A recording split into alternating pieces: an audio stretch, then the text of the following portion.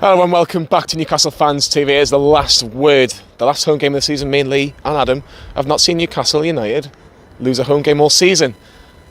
Don't get in the comments, we have lost home games this season. I'm here with Lee, it's the last word. Lee, Newcastle have won a game of football against Sheffield United. It's 15 months in the making because our next home game before the pandemic was Sheffield United. Do I look stupid? Well, you've got Newcastle United, you've got Newcastle United I'm happy, score, how are you, lads? the shirt, everything. Yeah, Let's talk about the two teams to start with. Start with Newcastle.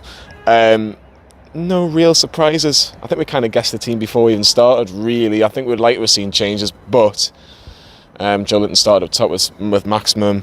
You know, seeing the likes of Jacob Murphy on the right wing back, Joe Willock starting, which was fantastic to see. So no real surprises from Steve Bruce. No, we talked about it, didn't we, when I met you the other day. Would have been nice to see maybe the Longstaff start, maybe a couple of kids chucked in. But then we did say it wouldn't surprise if he just keeps it the way it is, what has been getting them results. So that, on the flip side, negative, didn't say the kids. Positive is that we have been picking up points in the system. We have been picking up a lot of points since the Brighton game, bar the Arsenal performance. It's, you know, the points value, it's been really, really good. First half started, Sheffield United had actually really two good opportunities in the first half, and you know, if it was a better team, maybe they could have been 1-0 up before Newcastle really started getting going. But the fans were back in the ground, galvanised it with a bit of support, and I wouldn't say the goal was coming from Newcastle, but there was a bit of attacking prowess at times in the first half. Yeah, we were much better first half than second half. We were talking off camera, me, you and Adam, just before that. I was saying it was kind of like a game of two halves, except from ESM's second half chance early on.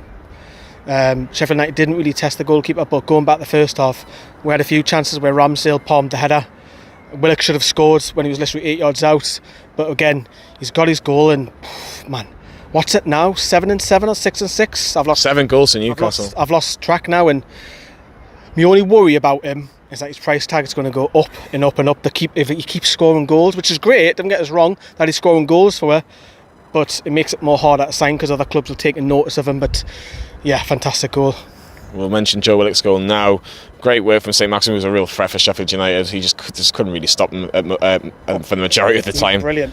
He was brilliant, man. Just dazzling. First, until he got injured, he was absolutely sensational. It was Mickey taking. I think he was like a crowd pleaser. He welcomed I think he benefited from the crowd being back today, because he was like, right, I'm going to take it out. I'm going to show you. I'm going to piss take a little bit, and he did, and it was entertaining. It was great to see. It was very entertaining. His little pass towards Jacob Murphy was a lovely cross from Jacob Murphy. Right in the middle of the 6-yard box was Joe Willock, unmarked, free header. I think even I would have scored that one, or you would have scored one. I'm not too sure about Sam, but I'm sure Stu would have scored it.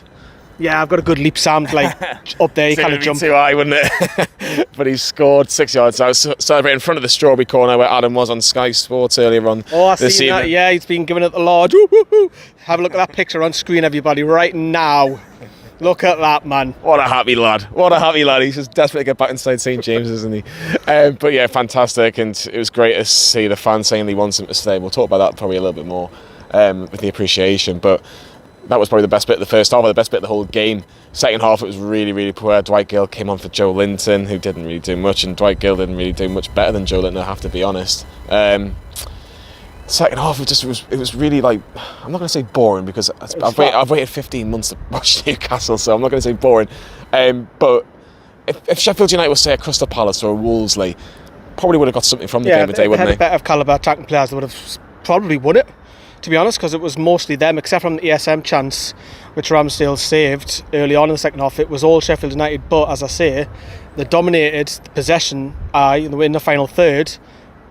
But did they test the goalkeeper? Did Dubravka make a save in the second half? It's nice passing the ball around left to right, but there was no killer cutting edge, and it's strange. I kept seeing McGoldrick dropping back into midfield, which was maybe why they're not scoring goals. I mean, my strikers dropping into midfield, I'm telling you, fuck off, get up top. Arguably Sheffield United's best player today was David McGoldrick, but let's bring it back towards Newcastle. Andy Carroll came on, I think that's his last appearance for the football club. He's been here 2 years and scored 1 goal. He's obviously getting a lot of substitute appearances, so he can't really showcase himself this season. But I think it's probably about time we get rid of the likes of Andy Carroll and Dwight Gill and replace them with probably younger players who, let's be honest, are better. Yeah, there's a lot of players who we think are going to sign contracts, because there's rumours like Dwight Gill, Fabian Schär, Andy Carroll's not one of them, but Jacob Murphy is one of them. They're not official yet, so you might just see all of them done in one day, officially announced. But there's a lot of players who are on that bench today whose future is questionable, definitely. Man of the match? Do you know what? I'm going to praise Shelvey again. He's not man of the match, but I thought Shelvey was good from midfield. He's getting a lot of criticism. I put on my personal Twitter that the last 2 games he's grafted. I don't think you had to as much today because he sat there. But I've got to go ESM because he was just entertaining. He was getting up the pitch, and I thought Miggy had a fab game today as well. Yeah, I would agree. I thought Miggy was probably my man of the match, but ASM. If it was ASM or Miggy, I wouldn't argue in the comments for that one at all. Before we go back to Mainley's thoughts of the final, let's hear what Steve Bruce had to say. Supporters were terrific, especially at the start of it. They were delighted to be back in the ground, and when you think there's only 10,000 here, it's amazing the difference. In fact, I think they made it as a bit edgy towards the end, but no, I thought we could have put it to bed a bit earlier. We missed some good chances, but some of our play, especially in the first half, was very, very decent. It's as I've said before, it's a double-edged sword, isn't it? I mean, look, we have to respect that he's Arsenal's player. He's only 21-year-old, but if we can, we'd love to bring him here, of course. But you know, he's had a wonderful 3 months. So let's see what we can do if there's anything we can. Well, he's exactly what we needed and what we wanted at a time where, you know, we needed somebody who can arrive in the box and score a goal from midfield. And of course, Joe's got that in abundance. You know, he's still got a lot to learn. Don't get me wrong, especially when people run off him a little bit. But we've given him a freedom and a license to try and get forward. And when he plays the way he did, and you could see a young lad enjoying his football, which was very, very pleasing. He's been a great signing, yeah. So we've heard from Steve Bruce after that 1-0 win over Sheffield United, Lee, and him and the players came round. I spoke to Adam briefly about that before. Boos for Newcastle United's manager. I think a lot of Newcastle fans would have wanted to boo Steve Bruce against Sheffield United, against away at Bramall Lane, against Brentford, against Leeds, at Ellen Road, Brighton, Crystal Palace, Arsenal. There's been a lot of Brentford. Yeah, there's been so many games where we've wanted to boo Steve Bruce for the performances that his team have put out.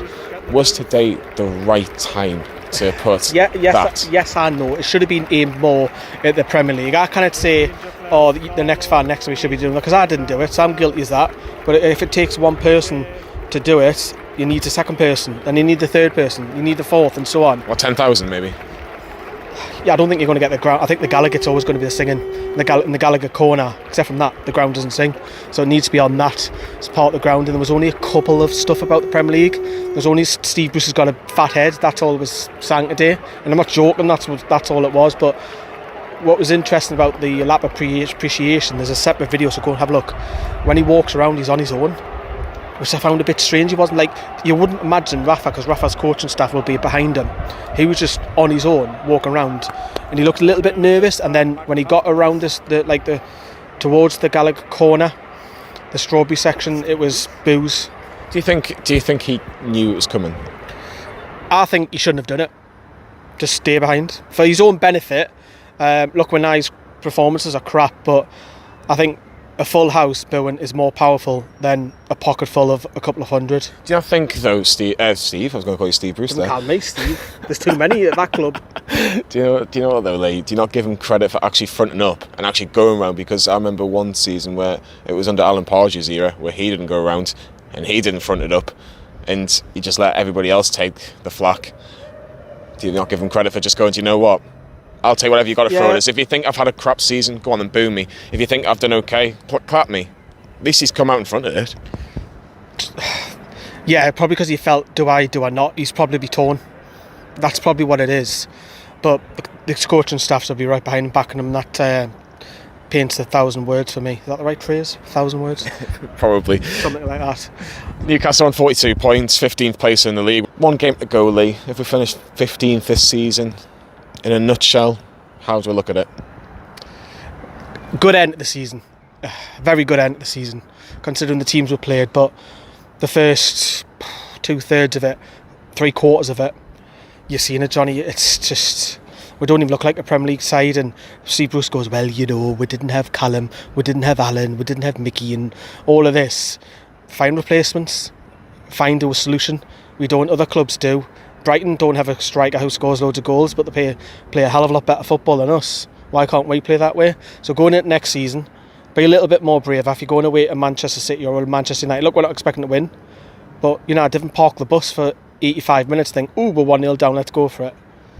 In a word, how big is this summer for Newcastle? Ooh, gigantic. I've just made that up. A very gigantic summer for Newcastle United. It could be worse. You could be losing to Lincoln in League One. You could be struggling to get out of League One. Could be. This is me and Lee's thoughts on the final word as Newcastle have beaten Sheffield United. You can see St James's Park in the background in the Gallagher stand where Joe Willock scored the winner for Newcastle United. The videos have been out. You've seen the watch along. You've seen the score and the players, and you've seen the vlog, Lee's vlog of inside St James's Park. So please give them a watch and give them a like as well. And if you can also give this a like, that'd be fantastic. So for myself, Lee, and Adam behind the camera, we'll see you all very, very soon.